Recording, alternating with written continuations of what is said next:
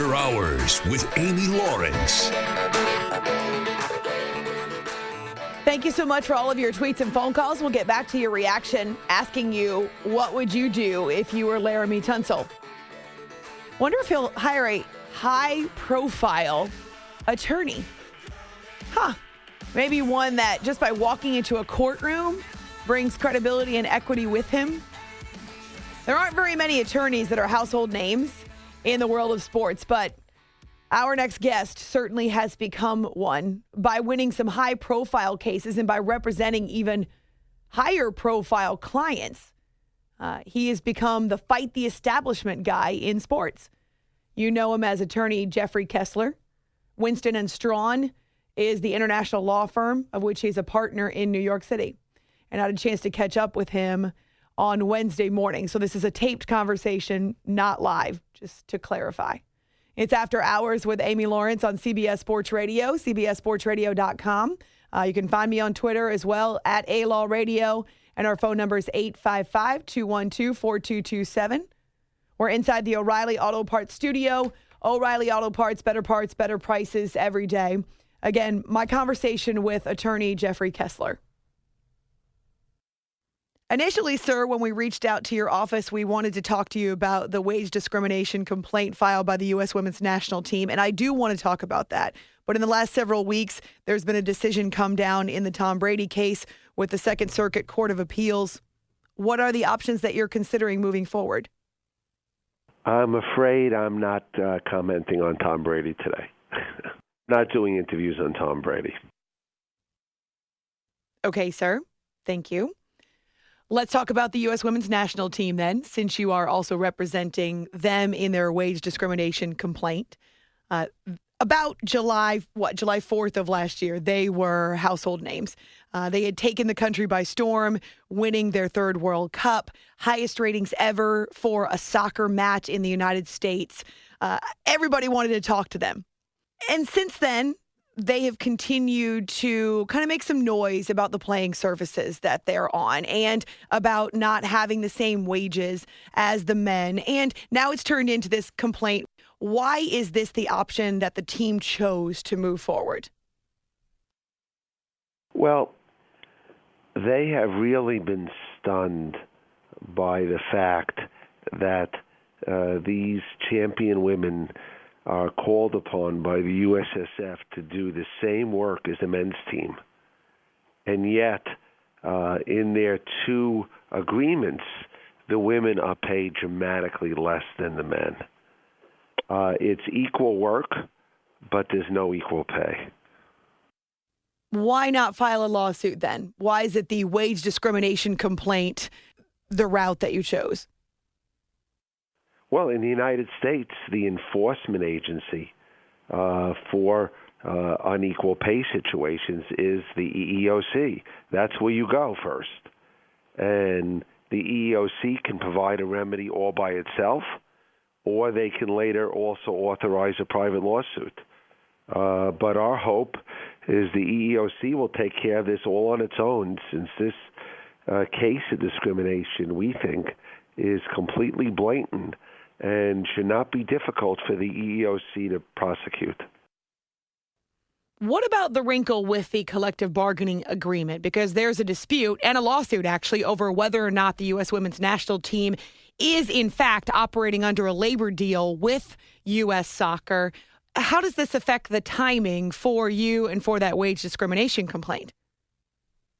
It's really two unrelated events. So the lawsuit is over the issue of whether or not there is a no-strike clause that prevents the women from exercising their labor law right to strike this year. And the court in Chicago will decide this month whether there is such a clause or not. Whether or not the women have a right to strike this year, it's illegal to discriminate against them in pay. So the two events are really completely unrelated. Is that actually a possibility in an Olympic year with the games coming up in Rio as the reigning World Cup champs at the height of their popularity that they would strike? I think the women have to consider all their options. They've made no decision about how they would exercise that right, which they believe they have.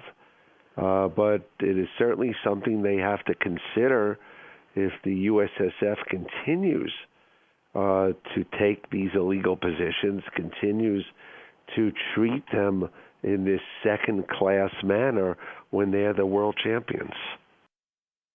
We're spending a few minutes with Jeffrey Kessler, who's representing the U.S. women's national team in its wage discrimination complaint against U.S. soccer.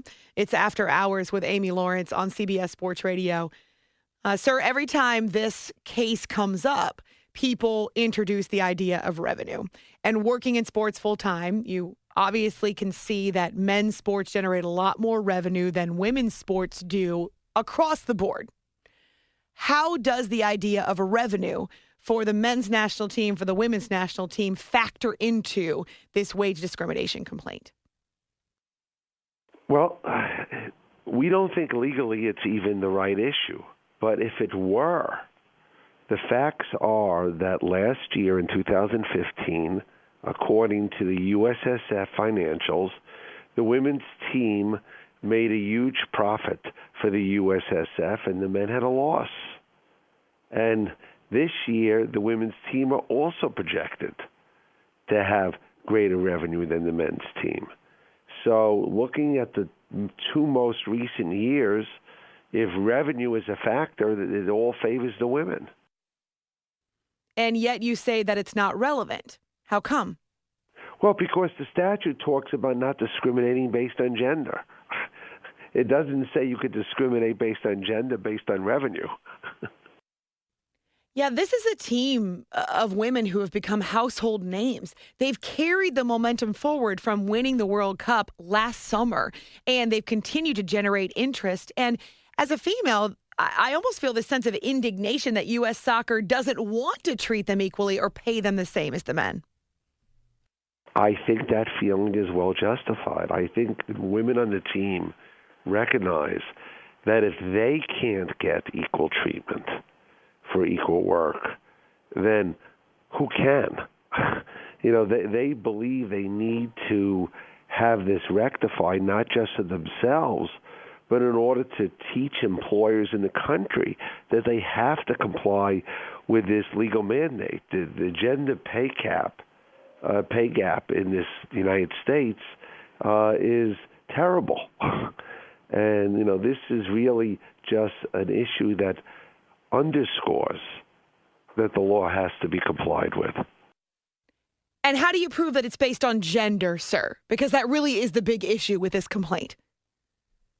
In most cases, that's the main issue. Okay, the issue is, well, how do you know why women are paid less or not? In this case, there's a written agreement. The written agreement says every woman will be paid X amount for being at a game and Y amount as an incentive for winning, and every man will be paid X amount for being at a game and Y amount as an incentive for winning. And in every case, the men are paid more than the women. So the gender discrimination couldn't be clearer. In fact, that's what makes this case so dramatic. It's as if you had an automobile company and you had two production lines, and you said, we're going to have a male production line and a female production line, and the men are going to be paid $15 an hour and the women are going to be paid $12 an hour. Couldn't be clearer. It's After Hours with Amy Lawrence on CBS Sports Radio. We're spending a few minutes with attorney Jeff Kessler of the law firm Winston & Strawn in New York City. He represents the U.S. women's national team in their wage discrimination complaint. With the Olympics coming up just a couple of months from now, recognizing that the women are a huge draw, but also that they put their lives and their training into preparation for these types of major events. How do you navigate this timing? Well, we are doing our best, the women are, to get a new collective bargaining agreement before the Olympics. So far, the USSF has not itself shown much interest in speeding this process along. It's taken us months to get them even to give us a new response to the women's collective bargaining proposals. So We don't know what's going to happen. This should get resolved before the Olympics, but whether it will or not, the women can't make a deal if the USSF isn't going to do it. As I've watched some of the interviews with the members of the national team, I'm struck by how unified they are and how strong they are. And you mentioned the word resolve, Mr. Kessler. Why is this an issue that is so important to you to be a part of? Well, I think they have a great cause. I think it's both for them and for women in general, and I couldn't be prouder to help them in this effort. When you talk to them, how strong is their resolve? Oh, they're very strong. Believe me, I am in awe of their determination, their intelligence, and their willingness to put themselves on the line for this type of an issue. Equality and gender discrimination are certainly social issues more than they are sports. They transcend soccer. So as these women have filed this wage discrimination complaint and as people have clamored to talk to them, how are they being received in this position? Oh, I think it's been great. I've never been affiliated with any legal issue that has received such overwhelming, widespread support as this one, not just in North America, but around the world. We've had, offers of support from every place from Australia to Europe to China to Japan to the Middle East and Africa. This has really struck a chord, I think, with women and people generally interested in fair pay around the globe.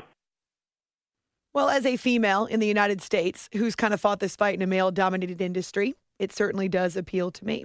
Jeffrey Kessler is a lawyer with Winston & Strawn. He represents the U.S. women's national team, as well as other fight the establishment cases. You've kind of become known as that guy in sports, a household name, Mr. Kessler. We don't have many attorneys who make that status, that rarefied air in sports. Why is this the approach that you take? Well, I've been doing this a long time.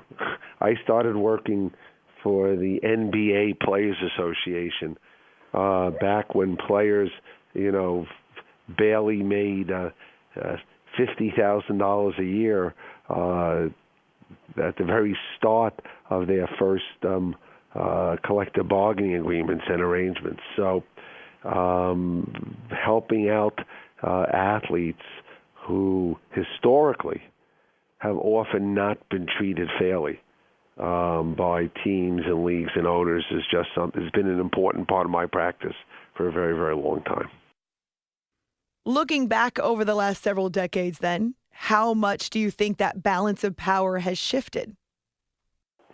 Oh, there's been progress. There's no doubt. There's been dramatic progress to make the systems fairer for players, and that's in part why we keep evolving to new issues. And one issue it's taken far too long to get to has been this issue of gender pay equity. Jeffrey Kessler is a partner at the international law firm of Winston & Strawn, representing Tom Brady, representing the U.S. women's national team, and some other high-profile cases that we've heard about recently in sports. Sir, I appreciate your candor and your time. Thank you so much. No problem. Thank you.